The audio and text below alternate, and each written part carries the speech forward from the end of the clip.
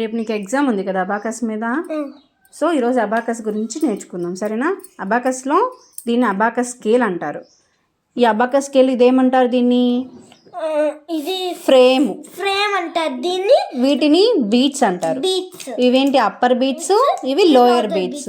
ఇదేమో రాడ్, ఇదేమో ఇవి రాడ్స్. ఇవి రాడ్స్ అనమాట. ఇలా ఉన్నాయి కదా గీతలు, ఇవి ఇలాగా ఇవి రాడ్స్. ఈ డాట్స్ ఉన్నాయే ఇవి ఆన్సరింగ్ డాట్స్. ఇవి ఓకేనా? ఇదేంటిది? ఇలా ఉంది చూసావు, ఇది యూనిట్ బార్. దీంతో మనం ఏం చేస్తాం? అబాకస్ క్యాలిక్యులేట్ చేస్తాం సమ్స్. ఓకేనా? ఇవేంటివి? 1 2 3 4 అనమాట. క్యాలిక్యులేషన్స్ ఇవి 4 అంటాము. అబోవ్ 4 వీటిని 5 కింద క్యాలిక్యులేట్ చేస్తాం. వీటితో మనం ప్లస్ అండ్ మైనస్ సమ్స్ చేస్తాం అనమాట.